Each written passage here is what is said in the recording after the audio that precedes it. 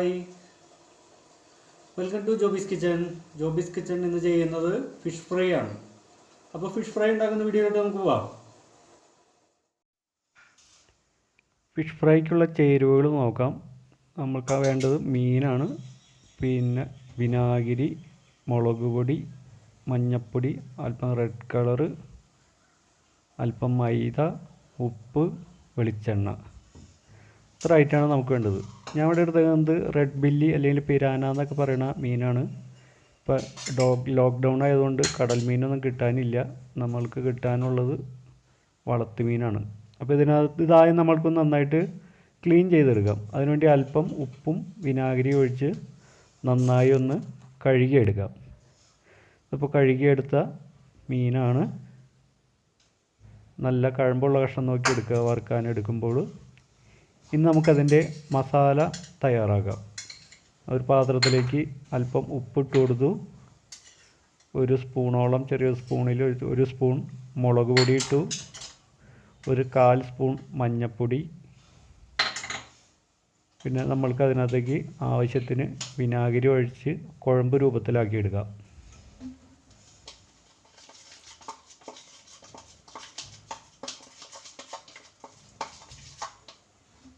ഇത് നന്നായിട്ട് പേസ്റ്റാക്കി എടുക്കുക നമ്മളുടെ മസാല.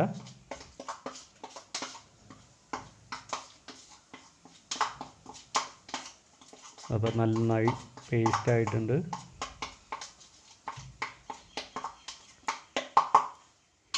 ഇനി ഇത് ക്ലീൻ ചെയ്ത് വച്ചിരിക്കുന്ന മീനിന്മേ നമ്മൾക്ക് തേച്ച് പിടിപ്പിക്കാം. ഓരോ കഷ്ണമായിട്ട് എടുത്ത് നമ്മുടെ മസാല ഫിഷിൻ്റെ എല്ലാ വശത്തും ആകത്തക്ക വിധത്തിൽ പുരട്ടി കൊടുക്കാം.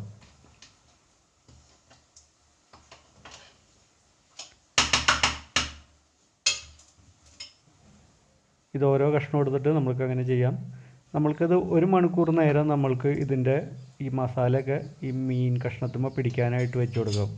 ഇപ്പോൾ സമയം നമ്മൾക്ക് വളരെ കുറവാണെങ്കിൽ ഈ മസാലയെല്ലാം പുരട്ടിയിട്ട് ഈ ഫിഷ് നമ്മുടെ ഫ്രിഡ്ജിൻ്റെ ഫ്രീസറിൽ ഒരു 10-15 മിനിറ്റ് വയ്ക്കുകയാണെങ്കിൽ പെട്ടെന്ന് മസാലകളെല്ലാം ഫിഷുമ്മ പിടിക്കാനായിട്ടുള്ള ഒരു ടിപ്പാണ്. അപ്പോൾ നിങ്ങൾക്ക് സമയം കുറവാണെങ്കിൽ ഇതേമാതിരി മസാല പുരട്ടി ഫ്രിഡ്ജിൽ വയ്ക്കാം. അതല്ലെങ്കിൽ 1 മണിക്കൂറോളം നമ്മൾക്കത് പുറത്ത് വയ്ക്കാം. ഇപ്പോൾ 1 മണിക്കൂറായ മസാല പുരട്ടിയ മീനാണ്. ഇതിനകത്തേക്ക് നമ്മൾക്ക് അല്പം മൈദ തൂവി കൊടുക്കാം.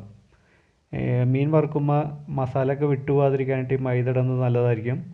അല്പം റെഡ് കളർ ഒഴിച്ചു കൊടുക്കാം. പിന്നെ 2 തണ്ട് വേപ്പിലയും വേണം നമ്മൾക്ക്.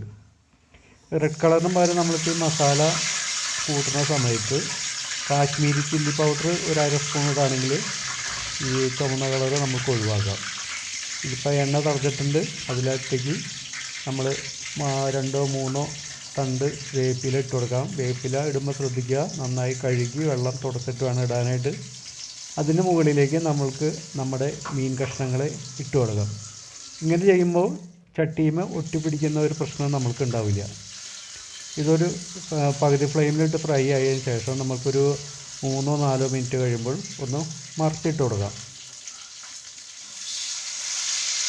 ഓരോ കഷ്ണമായിട്ട് ഇപ്പോൾ നമ്മൾ ആ വേപ്പില ഇട്ടിട്ട് അതിൻ്റെ മുകളിൽ മീൻ കഷ്ണം വെച്ചുകൊണ്ട് ഒട്ടും ഒട്ടിപ്പിടിക്കാതെ നമുക്ക് ഈസി ആയിട്ട് മറിച്ചിടാം. അപ്പോൾ മീൻ ചട്ടിയിൽമേ ഒട്ടിപ്പിടിക്കാതിരിക്കാൻ വേണ്ടി ഒരു ട്രിക്കാണ് ഈ വേപ്പില തണ്ട് ഇടുക എന്നുള്ളത്. ഇപ്പോൾ നമ്മുടെ മീനിൻ്റെ കഷ്ണമെല്ലാം ഫ്രൈ ആയി വന്നിട്ടുണ്ട്. നമ്മൾക്കിതൊരു പാത്രത്തിലേക്ക് നമ്മുടെ ഗ്യാസ് സ്റ്റവ് ഓഫ് ചെയ്തിട്ട് എണ്ണയെല്ലാം വാറ്റി വേറൊരു പാത്രത്തിലേക്ക് മാറ്റാം.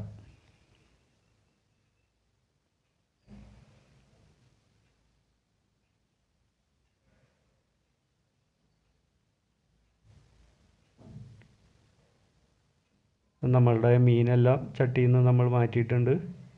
ഇത് നമ്മൾക്കിനി പ്ലേറ്റിൽ ഒന്ന് സെറ്റ് ചെയ്ത് നോക്കാം.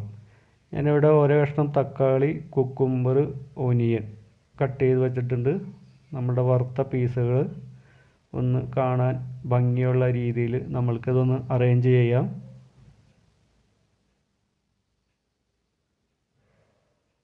ഇതിൻ്റെ കൂടെ ഒരു കഷ്ണം നാരങ്ങ, ചെറുനാരങ്ങ ഒരു കഷ്ണം കട്ട് ചെയ്ത് നമ്മൾക്ക് ഇതിൻ്റെ മുകളിൽ വെച്ച് ഗാർണിഷ് ചെയ്യാം.